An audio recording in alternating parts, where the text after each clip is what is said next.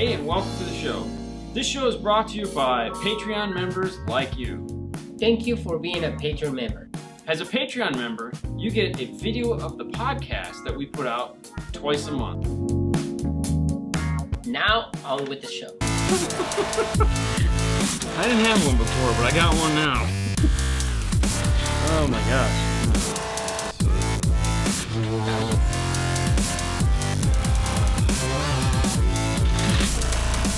Yep.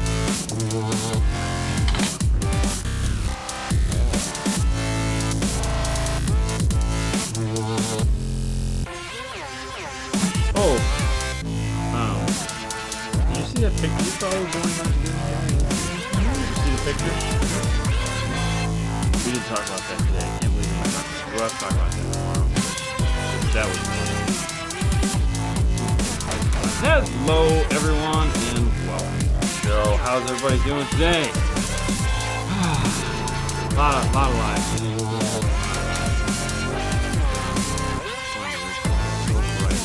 wall is so bright. Hey guys, what's going on? Let us know where you're from. Chime in. Give us a shout out from your hometown. Good morning from Australia, Ontario, Canada, Maryland. Hello guys. So how was your Sunday? You did something Sunday that just made me so happy. San Antonio, Massachusetts, Montreal. I asked about the 80 speaker adapters for the Silverado. I did. What's up from? Turn off the compressor. Yep. He just turned it off when he was in there vacating his rear section. UK. What's up? Are you guys getting flooded out on the West Coast? No. You know, it's funny. It rained Friday, Saturday, all day. My pool was up to the top. Sunday, no rain. Got 10 miles in. I was so happy. Yeah, it was so hot. Sunday. I felt like I ran in the rain because I was soaked. Morning from Orlando. Hey. Dean, did you speak with Paul about... No, I didn't because he left before I could. But...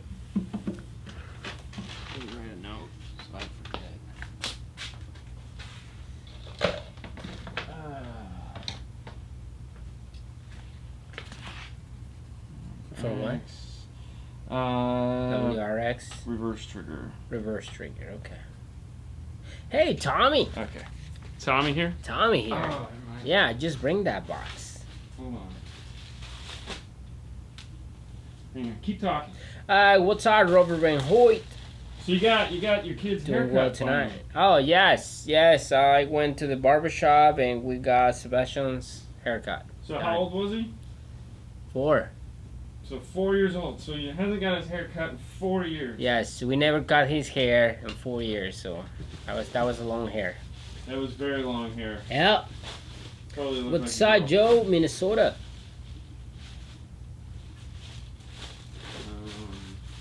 Yeah, hang on. Ah, this one's yours. What are you doing? I'll put that. Evo X. Oh, look at you. Yeah. Hey, from Norway, South Hello Carolina, from El Paso. I had a dead battery, so I had my battery go dead in the Lowe's parking lot and had to get a new battery for my car, so that sucks. It is hard to install a backup camera in a 2017 F-150. No. Hey guys, where should I run my best RCA cables? Oh yeah, I saw this. Starting to get back to it.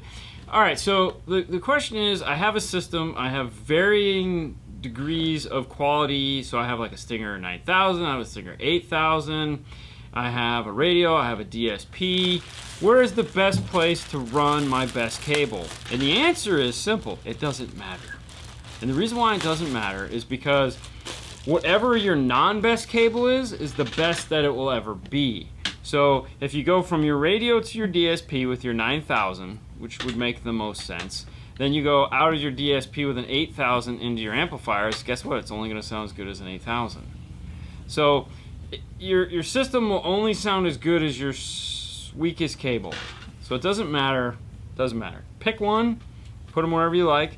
Personally, for me, I would, yes, if my longest cable is a 9000, I would run from radio to DSP with a 9000. And then eventually I would run my 8000s, and eventually they'd all become 9000s. So whichever ones are the easiest ones to replace with 9000s. So, I know, right? Respect the music. Do you see that? Hi, Marty. Does it say? Yeah, I was reading it backwards. How? We were talking about Aussie Irons last night with somebody. Hey, Fernando Dean, do you have any experience with the Scar SV2 amps? Or subs? The VXF subs. Yeah. Aren't those those are the big ones, right? The SKV, yes, they're the good ones. Yeah. Yeah. Yeah, they're good. Good amplifiers.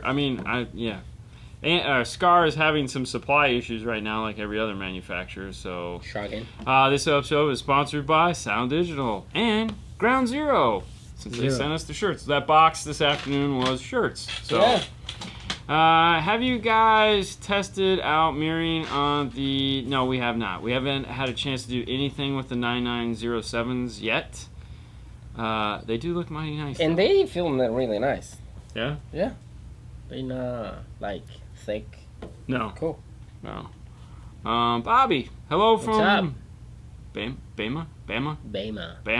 Bama. What? Alabama. Florida in the house. Belglades.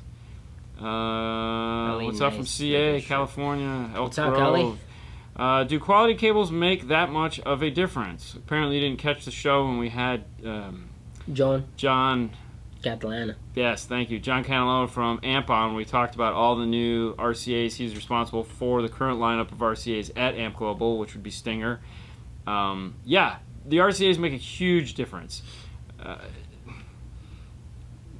Obviously, I'd suggest going back and watching it, but it suffices to say that, yes, I mean, they do. They make a big difference. And, a good RCA cable and a great RCA cable, is wide of a difference between them. So, I mean, you don't have to go crazy on the RCA. I mean, a $35 set or a $40, $50 set of RCAs is a spectacular cable in the 12-volt world. There's no question about it. However, as you get better into like a 9000 series, which are going to cost you a couple $100, those are still nothing in comparison to what the home audio guys spend on their cables. I mean, yeah. So, but yes, it does make a difference. You increase the amount. It's just like going with a bigger piece of wire. When you go from an 8 gauge to a 4 gauge to a 0 gauge. The same is true with signal. The more signal you can get through, the better it sounds. Now, do you always need the best cable possible? No, because depending on the equipment you're running, the RCA could be 10 times better than the equipment you're running, and it'd be kind of a moot point. So you want to kind of keep it. I have 9000s in your car. There you go, Tommy. Wow. You also have a bunch of Ground Zero stuff in your car, so But you want to keep it all in check. So you wouldn't go out and spend $150 on an RCA when you spent $200 on an amplifier. Correct. I mean, you might. I would, but you might. But chances are good it doesn't make sense. No. So if you spend $150 on an amplifier, a nice $30, $40 set of RCAs, it's totally worth it. So you just have to keep it all kind of within the same loop. Yeah. All right. Does the 2017 Ford Edge with Sony system have ANC noise? No, it doesn't. But if it's 2017 Ford Edge with the Sony system, it shouldn't have ANC noise or a fake engine noise. But it will take an Amp Pro. Or a Maestro DSP, or I think they make a Zen for that. So they make all three, I think, for that car. So at this point, there should be no reason you're tapping in high level to low level on that. If you're just adding a sub, I would do an Amp Pro. And the reason I do an Amp Pro is because, for one, you're still going to have bass roll off. You're still going to have a high-pass filter or a subsonic filter or whatever the hell you want to call it on your subwoofer output. Bass roll-off is going to be ridiculous. Hey, Alex Kamara. You definitely want to add an Amp Pro before, just add it. Hey, Bill. Bill Freeman's in the house. Will Breeman. Hey, Alex. How's it going, buddy? All right, so are Stinger 9000s too good for focal flags? No, it's like we say. It all has to do... Yeah. Now, is the amplifier using too good for 9000s? Or is it good enough for 9000s? So, 8000s are fantastic, middle of the road, 98%. Yep. Exactly. Or the Stinger X3s, Stinger X2s. I'm a 6000... I like the 6000s personally because I like the coax style. I like the coax style RCAs because I like to pull them apart and I like them all to be the right length. And I'm not a. I hate the big thing. All right. I know. All right. So for those of you guys talking, since we're talking about RCAs, apparently this is going to be the RCA show. So like this guy right here, this little dot of like DNA that's happening right here. This is the amount of wires that run through a 9000. So just to put that in perspective, there's 12 wires running through a 9000. There's enough wire run through one 9000 2-channel RCA to be a 6-channel conventional RCA. Okay, just so you put it in perspective. Now, actually it's more than 12. It's like 16. Yeah, no, 12, 6, 3, 6. No, it is 12. It's 12. 6. Now there's 2 runs of regular size. So there's like a copper and like a silver. Copper, yeah, so there's copper, there's silver, there's drain wires, there's more silver, there's more copper. Okay, now when we're talking about types of cables, so this is an X1, this is also a, what is this, the 4000? So this is a standard, so X1 and a 4000 are essentially the same style cable. The main difference between the two is the end. This has gold, the other one just has silver. This is a tri-twisted pair with a drain wire, so these are directional. This is the minimum. This is what we use as our minimum. These are phenomenal. These things sound great. No noise issues. It's that $30-$40 cable. This guy right here. Now up from that, you get into the 6000 or the X2s. This is that like I like. I like a coax style cable. It's the pull apart. You can do whatever you want with them. They have the nice ends on them. And then you get into the X3 or the 8000s, and the 9000 also works like this. With this, you have this big giant thing cable here, and you got the splitter end, which is like massive, and like these are pretty. These are so pretty. I love this copper coloring that they do. It's gorgeous. We're gonna use these in the ground zero build because it's black and yellow. It matches, you know, so we got to be, you know, thinking of stuff like that. But I like this and I like these because I can pull them apart and do whatever I want with them. So X3 sound better than 8000 on Flaxsmith. So like I said, an X3 and an 8000 are basically the same cable. Okay, these are copper, the other ones are silver. That's it. That's the only difference. And these cost more. So you decide. Okay. All right. Yes. Fro's in the house. What's up, That's Fro? right, Jason. And he hit it on the LC2I on a 2019 Dodge Charger. Anything I need? Yes. Anything I need to be different, adding a subwoofer and door speakers. Okay, so if you're working on a 2019 Dodge Charger and you're going to do an LC2I, that's cool. You can do that. You could still do an Amp Pro or you could still do an AR because those cars are both reprogrammable to be the units. So like if it doesn't have the Alpine system but it has the touchscreen in the dash, you can buy an AR and it'll reprogram the screen so that it gives you a full preamp section. You can also do that with an Amp Pro. It'll reprogram it. However, you got the LC2I. What do I need to make the LC2I work? If you have the non-Alpine, non-amplified system, you need to pick yourself up a set of the AC LGD 20s. This is only if you're going to be disconnecting speakers. Like if you're not, like you're just tapping in to hook up a subwoofer, nothing needed. Just tap in, call it a day, it'll work fine. But if you're going to be disconnecting wires from the radio, you need a load resistor in order for it to work. So these work the best, by far. And they make 2, so they come with 2 in a box. There's only 1 in here because we have the other one sitting over the bench. We're using it for something else. But if you're going to be disconnecting speaker wires, you need these. If it has the premium sound system in it, then you need these. These are the LGD 60s. So one of these 2. And like I said, if you're keeping a speaker connected, you're just tapping in to the front door speakers on that Dodge. That's right, the front door speakers unfortunately do not tap into the rear speakers. You will not get the bass response you want. All right. Vega, what's up? What's up? Vega in the house. What's up? Can you run 2 DSR1 units to obtain 10 or 12 channels active? Alpine. One DSR1 with the T harness in Maestro mode and the other DSR1 universal mode, using two unprocessed channels from the first DSR1 as an input. So he wants to stack DSR1s. Two DSR1s to get 10 or 12 channels active. I would just buy the Alpine PXE 0850S. It's going to be about the same amount of money, and it'll give you 12 channels of output. So you'll be that, yeah. That would be what I wouldn't even know. I mean, yes, you could technically do that. You could stack two DSR1s and use channels 5 or whatever to feed into the other one. Yeah, you could totally do that. It's just going to be a nightmare to set up. To tune it. To tune is not going to be fun. However, you just get a 12-channel DSP. The most affordable 12-channel DSP right now is the Alpine. It's not that much more than buying two. Actually, it's probably the same amount of money as buying two of those, and it'll work great. You know, I would do that. I can handle 1.21 gigawatts. Yeah. 2018 F-150 B&O system. Is there an amp? Is there an amp? And do you need something like a nav TV?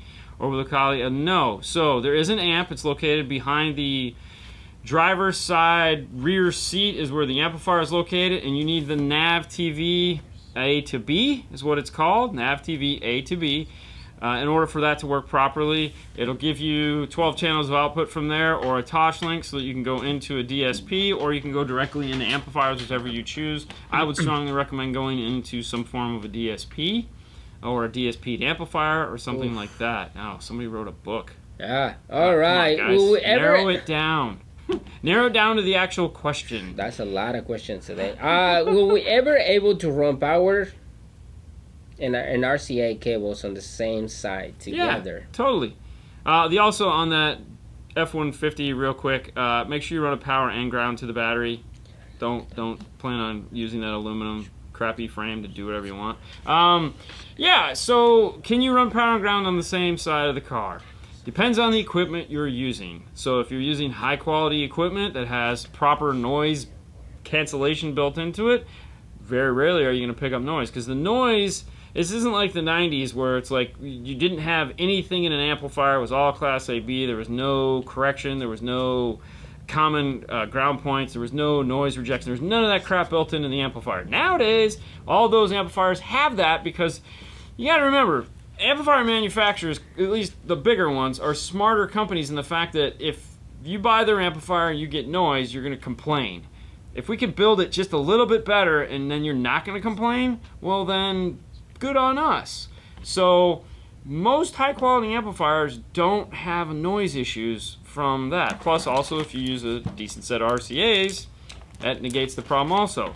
So there's plenty of times where we're designing a system, and yeah, I mean, you see the wires, they all crisscross on top of each other. We try to keep them as far away as we can, and we'll run signal down one side, power on the other. But like, for example, in this car, this Honda that's sitting here, the reason why we're over, everything's going underneath the seat, everything's going to be tight, everything's going to be crisscrossing one another, and it's all going to be like coming up in a bundle. There will be no noise. And we know this because this is the 4th one we've done, and this is probably the 50th of these amplifiers we put in. So what's up, Jeff? Jason Digos. Mr. Digos is in the house. Of course you can have our autograph. Do you guys do anything special for speakers that mount to the door panel and not have a metal part for the door itself?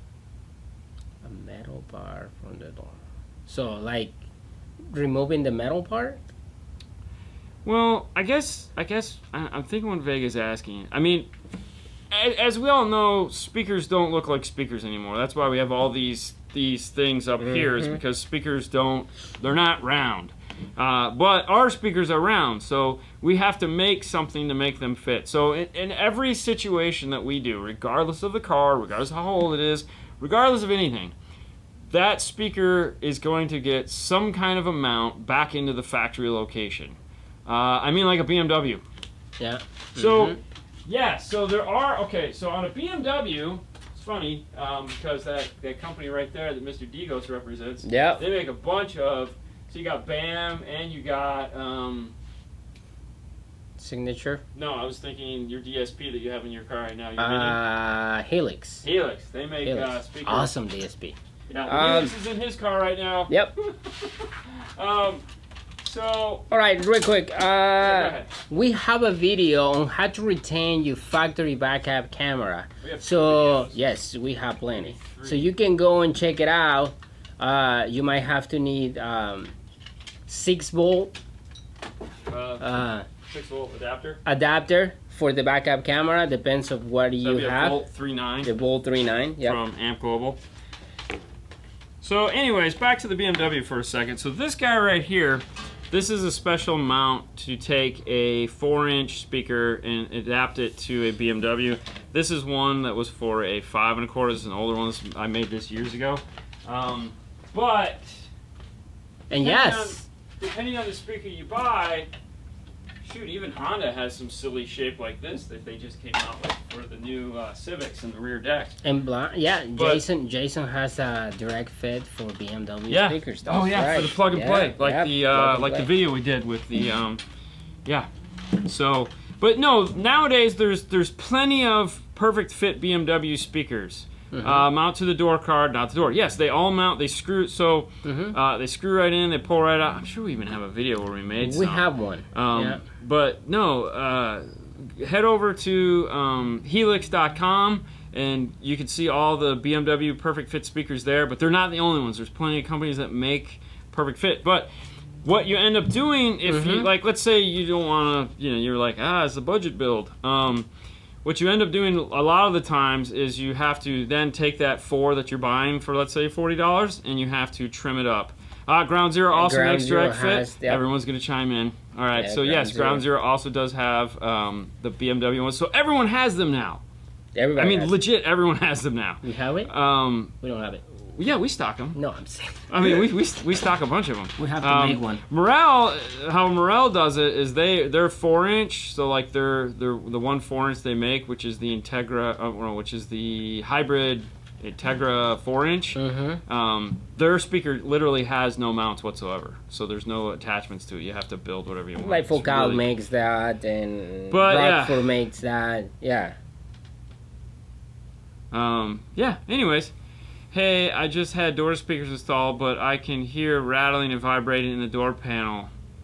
In the door. Yeah, loud. Fix. Volume. How can I fix the problem? So, rattling in the door panel can be a couple different things. For one, it could just be the way the speaker's mounted, which 9 times out of 10 is the problem.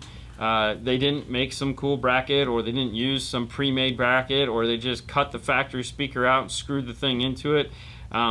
Or you have a situation where you went with a speaker and you're trying to get more bass out of it than it's capable of doing, and you're actually hearing the speaker just bottom out. In which case, it's not rattle; it's actually the speaker just distorting because it's playing. It's not properly crossed over or crossed over at all. Or it's just a car that now that the speaker can play more bass, you didn't add any sound treatment to the car. And with some form of roadkill, whatever sound treatment you didn't add any to it, so now it's vibrating because the metal is now moving where it wasn't before. Or they didn't put any foam behind the speaker when they screwed it into the door, and they did like the 2-screw option, and now the speaker's actually rattling on the metal. So there's a lot of things. There's a lot of work that goes into mounting speakers into a car now. You don't just the days of just like boop boop boop, boop. I mean, if you've seen the videos, you've seen how intensive it gets, and that's almost every car that comes in the door is just it's a lot of work. All right, hang on. Big D was in the house. Yes. I never worked with Diamond Audio. Did you ever work with Diamond Audio? Of course. You did. Not with the current lineup of No? Diamond Audio. Okay. No. I never. Yeah, heard I mean, about we worked with Diamond Audio before it became the company that it is. All right, where's the novel? I am going to. I'm going to run 2 power cables. 2 power wires, amplifier, call for 200 amp fuse. Do you use 200 amp fuse on each power cable or 100 amp on each fuse? All right, so if we're gonna run. All right, so let's say we're gonna run 1 power cable, and let's say we're running 2 amps in the car we're working on, and one is a 40 amp, one is a 60 amp, and that's 100 amps at the battery. The fuse underneath the hood, I'm gonna bump it up a little bit. It's gonna be a 120 amp fuse because there again, it's only there to protect the wire. Now, back at the amplifiers, if they're not fused amplifiers, like a lot of amplifiers now don't have fuses on them. In that case, I'm going to use an external fuse blocks one is going to have a 60, one is going to have a 40, and that is going to be how that works. So if both of them are 100 amp draw, then you need to be able, if they don't have fuses mounted on them, and this is the debate we've had, and finally this is the way it's going to work. If you have two amplifiers, this one has fuses, this one doesn't have fuses, or this one had distribution block with fuses, fuse holder underneath the hood. That's it. All right, you ready? Yeah. All right, this is the Summarize. I'm trying to, but it's like you have. If it's not relevant, don't read it. I recently bought a Kenwood XR 600 DSP installed with the iData in my 2013 Ford Explorer. I'm running a set of Kappa 6x9, 6.5 in the rears, kicker. Don't care. 8-inch. Get into the actual question. Wire at 4 ohm as recommended. I'm trying to factor enclosure, blah blah blah. As much as I tune this thing, I can never get low end to hold to what the factory amplifier did. I have tried everything I can, even on changing the phase on the sub. Do you maybe have any tricks as far as you get of the most out of these subwoofers with the installation? So the problem is he's not getting enough. I would probably think about adding an amp just for the sub, because if he's just using the 600 DSP, that's not a lot of power for a subwoofer. I mean, we've done it before, but we've only done it on like shallow mount 10-inch woofers, and that's it. Which, you know, okay. That amplifier has a parametric EQ on it for each channel, so I mean you can go into the parametric EQ and you can boost up that end. It's a flat signal that comes out if you're doing, if it's AR connected, right? It's AR connected. So now, that's a flat signal going into it. The kicker is a 4 ohm. So he's getting, well, yeah, but it's mono on channels 5 and 6, so it has to be 4 ohm because you can't run it at 2 ohm. So if he's got one sub, he's only got, I mean, it's only like 250, 300 watts. What kind of sub is it? It's RT. RT? Kicker comp RT 8. Oh, yeah. Oh, geez, he's got an RT8 and he's trying to get it to play low. Out of the factory box. Out of the factory box. Never going to happen. All right, yeah. Okay, good. That was the question. Can I get an RT8 in a Ford in a factory box to drop low? And the answer to that is no. No, you can't. It'll never do it. It's not going to do it. You need a real subwoofer in a real box in the back of the car. The factory has a magnet that's this big. It's tiny. It has like 50 watts going to it. It's going to sound great. It's going to be boomy. It's going to have all this response because it's super efficient. The RT handles way more power than you're giving it, but it's got a giant magnet on it. It's got a huge motor structure, and you put it in a 16th inch thin plastic enclosure. Forget it. It sucks. All right. It would sound better off of the factory amplifier, my guess. But no, you need dude, just do like a 110 downfiring sitting in the back. I get you don't want to take up any space. No one ever does, but you got to take up space to make bass. Sound. You know, you could do that same subwoofer in a real enclosure downfiring in the back, and it would sound 100% better. All right. New Jeep Wrangler with Alpine system and sub. Any ideas for aftermarket speakers and sub replacement for a rear Alpine 12? I want my music louder, a little bit more bass. Is that the new JL? It's Wrangler. I'm gonna say yes. I mean, if it's the JL, we've tried to replace that subwoofer. We've put a, it's a real pain. Needs like, you need to build like a multi, because it's there again, just like that Ford. It's skippy crappy plastic. It uses a BTL amplifier. It's actually a quad core factory subwoofer. So they have like 4 25 watt amplifiers going to that subwoofer. So you just, it's a nightmare from that perspective. Really, you know, we put a P3 12-inch woofer in there. We made a whole big mount and put it in there, and we put some power on it, and it sounded a little better. The customer was like, no, I want more. We ended up just going with 212s downfiring back there because he wanted just some real bass. So, I mean, you can fit a bigger woofer in there and get a little bit more bass out of it. As far as, like, the rest of the speakers go, it has 4 3.5s and 4 4-inch, and there's no tweeters in it at all if it's the JL.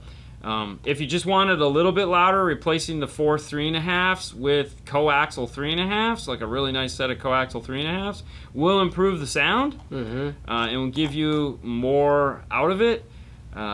If it's, other than that, we strip them down and we put all new stuff in it. Can you go active with coaxials and two-way speakers? Yeah. I'm a beginner. Yeah, so if your coaxial speaker, meaning tweeter, mid-range, if the wire for the coaxial speaker comes out of the pole piece of the coaxial, which a lot of them do, meaning they don't just ride the same tinsel leads, if they're coming out of the bottom of the speaker, then yeah, you can easily desolder them from your speaker connection and run to them, biamp it all day long. You just have to make sure you keep track of where the crossover is. So if the crossover is a cap on the tweeter, I would suggest going full active, not biamping. So, if you biamp them, yes, but with a full active crossover on it so that you can actually have some fun with it. I like that one. Gotta take space to make bass. Yes. That should be a shirt. That should be a shirt. I'll work on it. Maybe we can do it with some of these giant woofers from Sound Digital. Oh, okay. Stretchy. Stretchy. Is yours stretchy? Mine is a stretch. Yeah, stretchy. All right, 2016 Taurus Limited Sony system. Can you just add a 5-channel amplifier to the Sony amp to add a strong bass? No. Yeah, I mean... Really? Well, okay. Sony amp... okay, so, yes, you could, but you're going to have to do something. You're going to have to work for it, okay? So you're just... Remember, whether it's Sony or it's factory, it's going to have bass roll-off, which, other than, that's still going to be there. But it's EQ'd. Yeah. All right, so if we just trying to fix the bass roll-off, then obviously we do like an LC2. We just do like an LC2I with Acubase. That'll fix bass roll-off. Or we could do if we want to just go with a 500 watt amplifier off it, we could do like a kicker key 501. The sub amp, which will have the de-equalization built into it. Okay. Like we did in the Rockford, that'll definitely work. But the reality is, you're still going to always be dealing with nonsense. So if you want to put like a really big amp in there, then I would recommend still going with an Amp Pro, getting your subwoofer preamp output that is a full range, non-screwed up signal, plug into it, and be done with it. And then when you go to add mids and highs, which you're going to do, because once you get a ton of bass in there, you're going to be like, oh, it's not loud anymore. You already have the Amp Pro, so you have your RCAs. You plug in whatever amp you want, you're golden, and you don't have to keep dealing with it. Save the blue tape trees. No, kill the blue tape trees. Save the Tessa trees. 2016 Optim with Harman Kardon system. Which would be best, Hertz or Audio Frog? Are you gonna totally bypass the Harman Kardon system? I mean, is that coming out all together? And we're just looking for what do we like better, Hertz or Audio Frog? There again, the two sound a little different. Hertz is gonna be a little bit more violent, whereas the Audio Frog will probably be a little bit more musical. In your opinion, what's the difference between Ground Zero and Stinger Baked Potato sound treatment?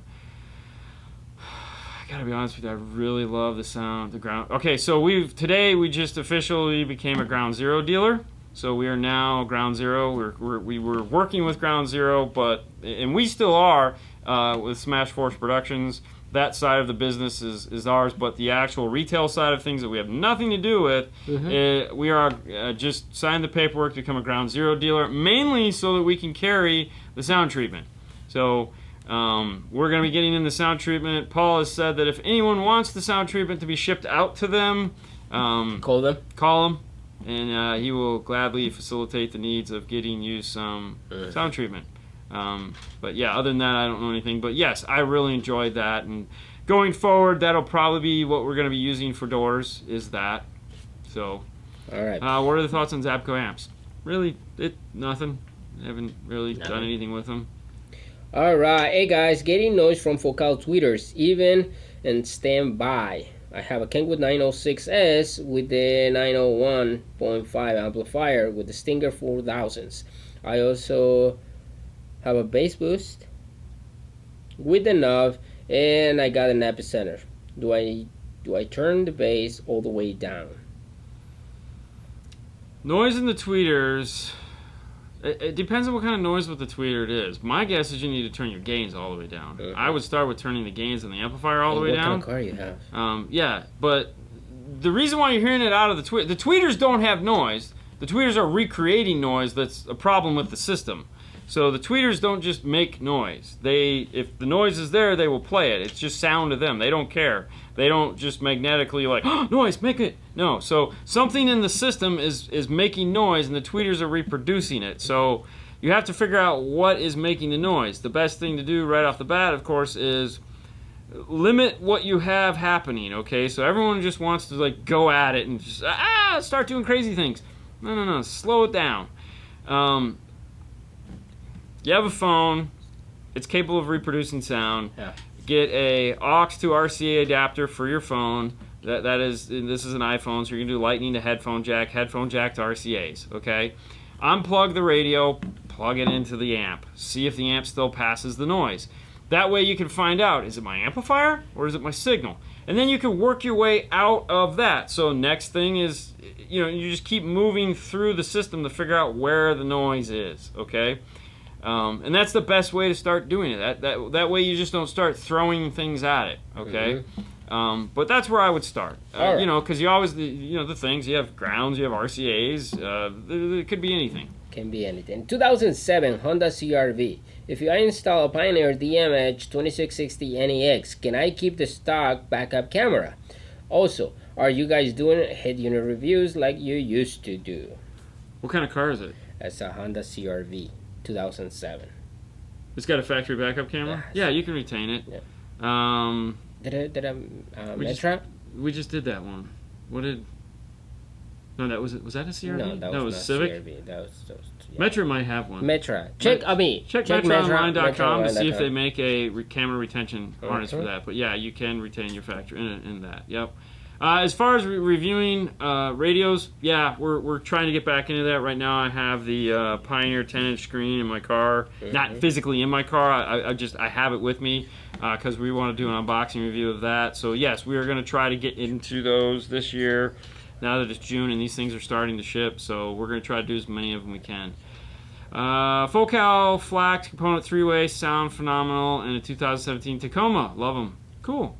As far as the foam, someone asked, like, you don't see us use foam too often in the door panels. No, up until now, we've been using the Roadkill that has the butyl, the aluminum, and the foam on that. Yeah. The acoustic foam that comes in the Sound Ground Zero kit is awesome, and that's what we've wanted to use. It's just the vendor we carried didn't supply it to us, so now that we can get it, that's what we'll use. So, like anything else, you adapt, you find what works, and you move forward with it. And then when something else comes along that you feel is better, you move to that. I mean, you don't just have to keep doing the same thing over and over again. That's kind of silly. Does rubberized undercoating work as a sound deadener? I've never used it for that. However, I assume it probably would if it went on thick enough. That's the thing, though. The whole idea is to make the metal more rigid. So when you're just putting some rubberized undercoating on it, it's only like a little tiny 32nd or a 16th of an inch. It's not enough to actually make a difference. Focal Flax versus Morell Virtus 603s. Really what you're going to run up with there is that's a hard dome tweeter versus a soft dome tweeter. That's a dome mid-range. So Flax, hard dome, or hard inverted dome I should say. Soft dome on the Morell. Standard mid-range cone on the Flax. Dome, soft dome on the Morell. Mid-range wise, 3.5-inch voice coil, 1 1/8-inch voice coil. The Morell is not as efficient by any stretch of the imagination as the Flax. The Flax are super efficient. They both take about the same amount of power. Nightclub, like just party, woohoo. Jazz hall, musical instruments. Nightclub. You want to, yeah. Then all right. Focal. Does usually take 2 days for speaker and amplifier install on the 2016 Taurus. Sound system is Sony. Coming on your way soon. Yeah. Well, most systems take like 2 days. It depends how big you want to go. When you do like sound treatment and amplifier bypass, and we got like amp boards, we got a DSP. DSPs take 2.5 to 3 hours on their own. So I mean, Yeah. That's what it takes. Adapt, improvise, and overcome. Hell yeah, baby. Woo. Have you installed or heard the Kenwood 7-inch high-res components? Not yet. We've heard the 6.5s, but we have not heard the 7-inch. I will say, though, the tweeters are the same between the two, and it's a big improvement on that tweeter, because that previous tweeter was kind of lackluster. Can you put flex loom under the hood over the power wire? Yes, all our power wires under the hood have flex loom on them. All of them do. So everything gets loom. We used to use a regular loom. Yeah, it works too. But the thing you have to keep in mind there again, when it comes to loom, you have to get good quality plastic loom. Some of these cheap kits that come with loom are not heat resistant or UV safe loom. So what'll happen is after about 6 months, they deteriorate, and you touch them and they just turn to dust.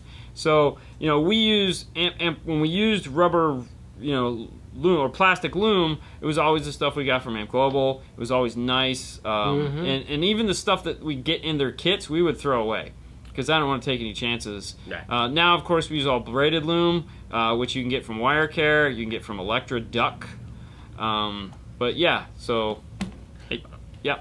All right, I have a Kenwood XR901 5 and a 6.5 Koalas components and coaxials. My stereo, it's a Kenwood DMX 906, and it's good.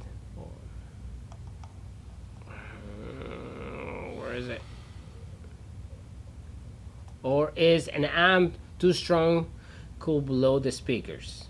No, I mean the 901.5 is like 80-90 watts a channel.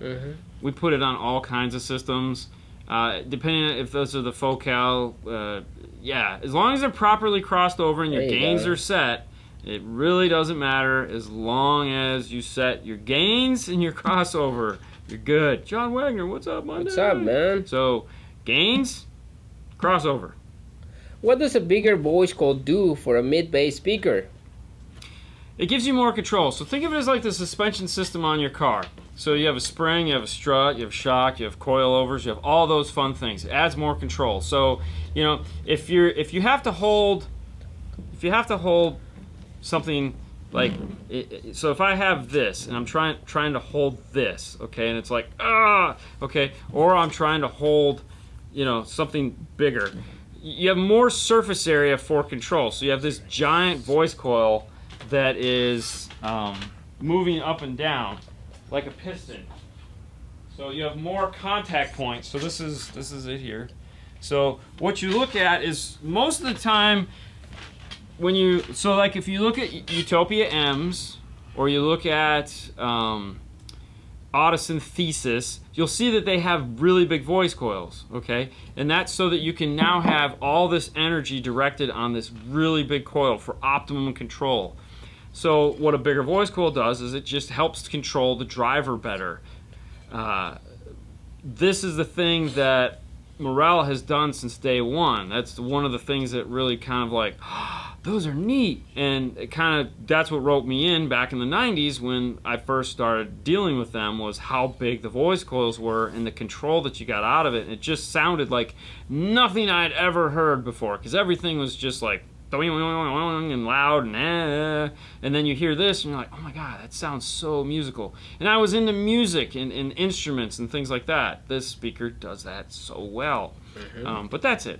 That's all it does. It's not bad or good either way. It's just a different effect. The subwoofer has a 5.1-inch voice coil on it to give you an idea of how big that is, and it's just a standard 12-inch driver. It's not a 2-foot tall. But, like those bigger subwoofers that have 5-inch voice coils, they're doing that so they can have all that power and just, But now, okay. Alright, do you prefer a graphic EQ or parametric EQ, and why? Looking to get a DSP, and I'm in between the jail or the audio control. Okay, so I'm not going to say one is technically better than the other, because they're not. They're just different, and here's why. If you have a 32 band EQ, if you have a 31 band EQ, we'll say the audio control, okay? it's real simple. If you've never used a EQ before, my guess is even with a parametric, you're going to use it like a graphic EQ, meaning you're going to see a problem, you're going to raise it, you're going to lower it. That's all, or you're going to lower it. That's it. That's all you're going to do.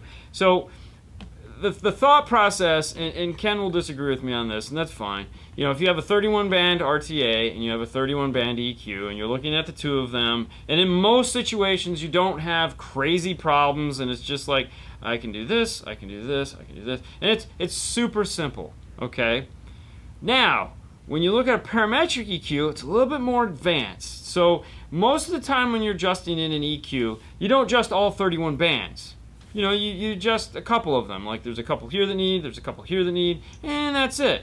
Well, with a parametric EQ, what you can do is, let's say you have this hill, okay, and it's centered at like 250. So I can go to 250, I can pull that down, I can adjust my Q to make it wide, which will then affect all those channels, and I've made one adjustment and I've fixed this whole area. Okay, so from like 1,000 to 5, you know, I've fixed that whole thing, pulled it all down. I've made one adjustment, okay? And then let's say I have a little problem over here where it's like this one frequency is just stupid. It's why is it doing that? It could be a reflection, it could be anything. But when I pull it down, it goes away. Well, but it's also affecting all the frequencies next to it that were fine.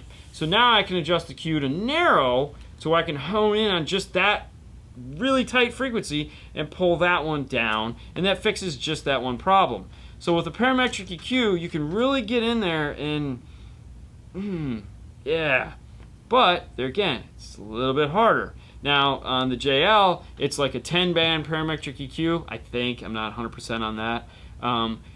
There again, I love that DSP too. I love them both. I can do that. It's okay because they're both on my team, so they don't suck.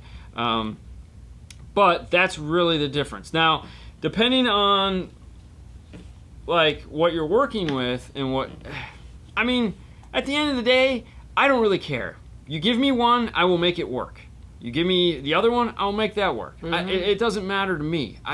They're both going to do the same fun and excitement as make the car sound better. If you understand the idea behind a parametric and that's something you're gravitating towards, like I'd love to be able to just do, oh yeah, that's cool. The other thing too is you can also pick what frequency it is. So like we said, 250. That's one of the bands on a parametric, on an EQ, a 31 band EQ. Let's say it's not that. Let's say it's 280 or it's 2700 or it's 2900, or it's just an odd frequency that's falling between that 31 bands. Yeah, that 1/3 octave. Well, on a parametric, you can pull over or pull up or move down or move up or move tighter. So sometimes you'll have like 3 parametric EQs tight to one another, just trying to fix this little screwed up thing that's going on over here. You can do that with a parametric EQ. With a graphic EQ, you just say, all right, well, I have this band, this band, and this band. I can just pull those down or push them up. So it's that. So. All right. Yeah. If you already answered my question. Sorry, I lost Facebook connection, but I put it in. Anyway, I'm sorry. I'm like, I just put some entry level 6.5 Morells coaxials in the rear deck of the 2020 Accord. Will the factory tweeters mess with the sound, or should I disconnect the factory tweeters? So first off, I need to know if the 2020 Accord is the base model system, meaning no factory amplifier, or if it has the factory amplifier. If it has the factory amplifier built into it, then it's not going to matter whether you it's not going to matter whether you went with a coaxial or not, because the mid-range is actively crossed over, and the tweeter in it won't be doing anything anyways, because it's all going to be going to that tweeter in the back. Now, if it's the non-premium sound system, then yeah, I would probably disconnect that factory tweeter, because it's not now, unless you want a lot of tweeter sound, because that speaker in the rear deck and the tweeter are running parallel, so both of them are getting the same frequencies. And there again, if you like a lot of tweeter, leave them both hooked up. There's nothing wrong with that. This car, when it came in, had 4 tweeters in the rear deck, 4 tweeters in the door. It was super bright. and he was like, I don't like this. There again, in some cases, some people be like, I have a hole for a tweeter, can you fill it? Yeah, it's gonna be great, perfect. I like it like that. And it's like, okay, so Ooh, 2020 no amp. So then that's the case. If you want tons of tweeter sound and that's what you're into, leave it. There's nothing wrong with that. If you don't like it, like it's too bright, there's too much sound, just unplug them. Do you know why my Kenwood DNX stopped working? From nothing. Because it's a 992 and it's 5 years old. Yeah, you might need a new amplifier. And that's a radio. Yeah, nuevo. Yep, one of them too. Something to keep in mind, okay? I know not a lot of guys are going to like to hear this, but there's a life that every piece of electronics is designed to last, and that is it. Really? That is it. I know things do not last forever as much as we'd like them to, and especially when it's something that works every day. Now, something like a speaker that really doesn't have anything. I mean, it has a moving part. Obviously, this moves, and eventually that will wear out. The product will deteriorate. These will become loose. Over time, they'll get wet, they'll get dry, humidity and whatnot, and the product, the materials will start to sag and drop, and eventually have to put a new speaker in just because. But electronics, especially in a car, they're not made to last forever. Body control modules, all that fun stuff has a shelf life of how long it's going to last. In a car, the computer system of a car is basically designed to last between 5 to 7 years. That's it. It's 5 to 7 years because the car loans are 7 years, and they're sending you an extended warranty where it's like, hey, and even then, most of the time, it's like, 5 years. That's it. And then, this gap coverage and all that other fun stuff. Radios, aftermarket-wise, 3 years. Okay, that's it. 3 years, 36,000 miles are what the Japanese are sticking to. They can argue with you all they want, but that's it. Anything past 3 years on a radio, you're awesome. The reason why is because technology is changing so fast. There's no reason to keep a radio for 5 to 6 years. Even if it costs $1,000. $1,000 over 5 years is a $250 radio in the car. 3 years, it's a $330 radio in the car, okay? $333 radio. So you got a cool radio for $330 a year. That's like a couple bucks a month. I'm not even going to try to deal with that, okay? So you did okay. You made out. This shit breaks. New radio. New radio time. All right. Hang on. I got this one. Okay. Oh yeah, Audax tweeters in the air vents. I had 4 of them. I'm thinking about making my own RCA cables. Perfect. What cables will you recommend to make my own RCAs, if you have any knowledge? I wish I could help you on that because I've recently looked into doing that myself, and it is a pain in the butt. DIY car audio is probably where I'd head over to. I think there was a thread that I found on that. What I could figure out best is that a lot of people use microphone cable, which is audio cable, 2-channel microphone cable, or 4-channel microphone cable. I found a lot of guys using 4-channel microphone cable because then you could just twist 4 of the leads together, and so you'd have a twisted. You'd basically be making something like a 9000 series where you have 2 grounds and two shields and 2 center pins on a 4-conductor radio. They also have a 3-conductor microphone cable. They're doing the same thing: 2 shields, 1 center. And then, of course, Amazon has a ton of RCA heads that are phenomenal, and you go crazy there. It's just the cable that's the hard part. And I found that microphone cable seems what a lot of people use, but yep. Okay.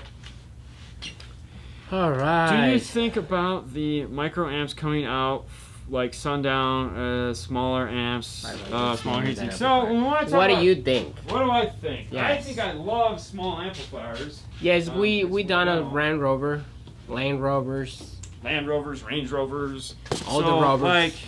Rover. So when it comes to small amplifiers, Sound Digital makes this little guy right here, which is the Evo 4.400. So this is essentially 100 by 4 at 4 ohm. I'm sorry, 2 ohm. So it's like 50 by 4, 75 by 4, something like that at 4 ohm. This guy is tiny. This guy is awesome. This is sweet. Now, if you want something that's a little bigger and more powerful, there again, I love small amplifiers, okay? I love the small amplifiers. This guy, I can't wait to hook this up and play with it. This is 1200 by 4, okay? So this is a beast. Look at the size of this thing. This is nothing. so puny. Everyone has small amplifiers. Grab the. Oh, you have the ACM put away. Oh no, you don't.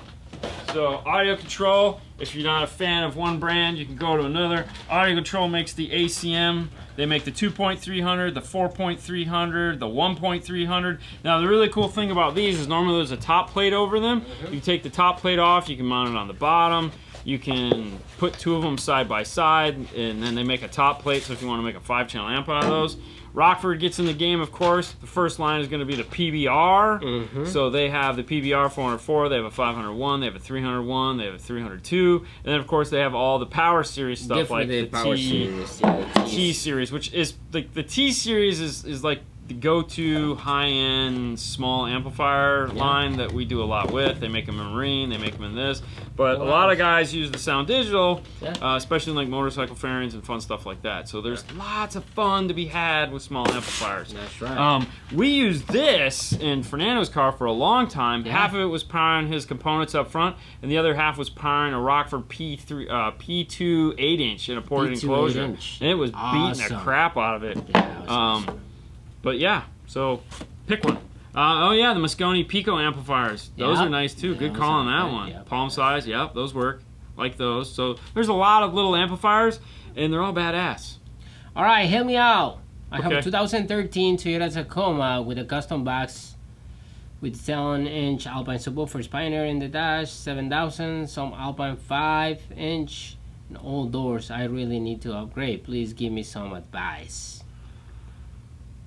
I mean, you got a 7000 in the dash. That's okay. There's nothing wrong with that. I mean, obviously, updating to something new will just get you like CarPlay or something. It'll sound a little better, but not enough to lose your mind. It's 2003 Toyota Tacoma. Why does it have 5 1/4? I don't hear any amplifier in here. Well, obviously, there's got to be some kind of amplifier powering it, but I mean. No, but like for the door speakers. I don't know. That would be a good call. I mean, what does he have for an amplifier on that? So, you know, nice 5-channel amplifier to power everything, or just a 4-channel amp. And change it for 6.5s, not 6. Yeah, I would definitely get into some 6.5s. Like a small amplifier to power. Obviously, any one of these small amplifiers would work well to just go in there and do some fun stuff.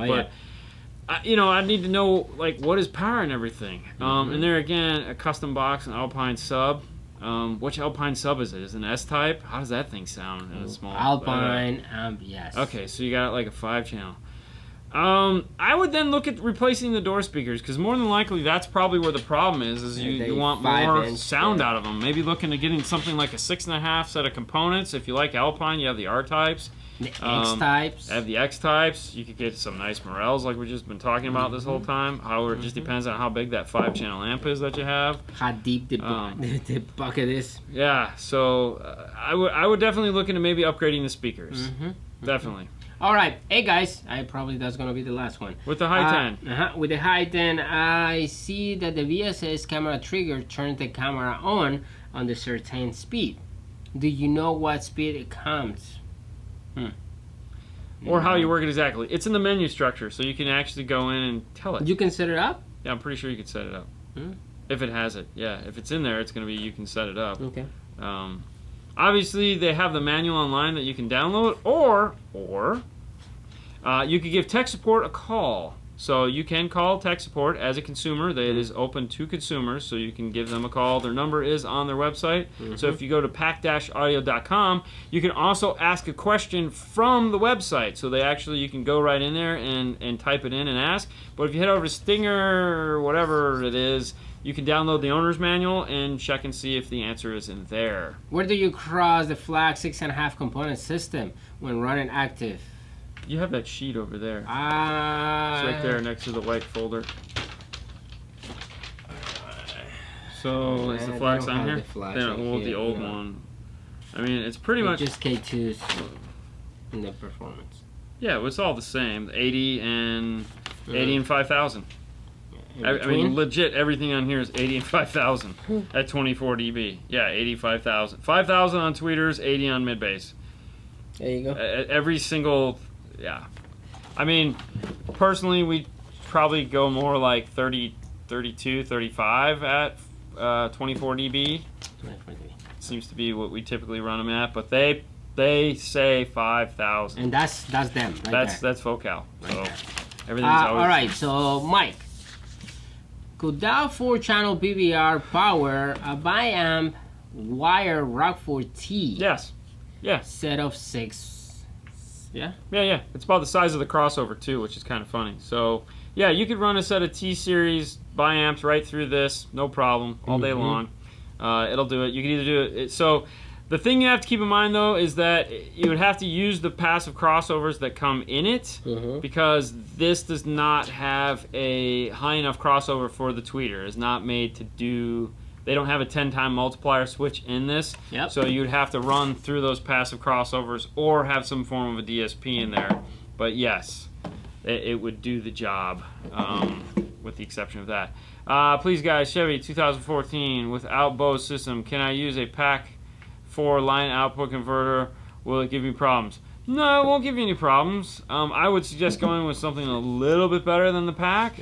I mean, the pack will work, but maybe check out, in that case, an LC7i. You know, LC7i would be, or an LCQ1. LCQ1.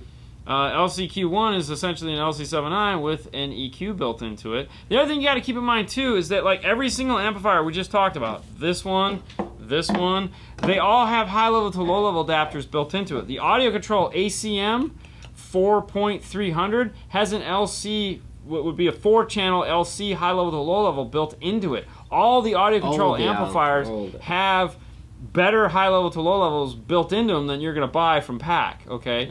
Because that's what they do, so they just build them in the amplifier. So you can legit just hook this up to your factory radio. This has a high level built into it. You can hook this right up to your factory radio. There's no problems. Most amplifiers now have high level to low levels better than you can buy from better than the packs already built into them. So, you know, just figure out what you're buying. Maybe buy a little bit better amplifier, and then you don't have to worry about it. A bigger amplifier like the 4.800. Boom. All right. You wanna better in direct sunlight. When it comes to direct sunlight, there's only one radio that works better in direct sunlight, and that is going to be the the XRs series radios from Kenwood. Excellent. Those are their high-end radios that have the 720 display screen. The reason for that is because it is designed to give you the best off-axis of any radio, and I can attest to that. I have one in my car. Direct sunlight's not an issue, but you're also paying for it, a lot for it. Gotta bounce, just like Jason, Fro's house. All right, guys, that takes us to the end of the show. Thank you so much for watching. As always, DNF Tool Drawer is a place you can go find all the cool tools we use. Patreon is a place you can go to support the show. Teespring/store/5star is a place you can go to find all the t-shirts that we have up. 4th of July is coming, so make sure you head over there and get that cool 5-star 4th of July shirt. The American flag, it's pretty awesome. That's it right now. That's all we got. If you're interested, you can go to groundzero.usa.com and check out if you want to find where to get that cool kit. Like I said, we're now a Ground Zero dealer, so if you want to call Paul, he can probably get one out in the mail to you if you're interested in that. You can get That's it. That's all I got. You guys have a wonderful night as always. We'll see you next time. Bye. Bye.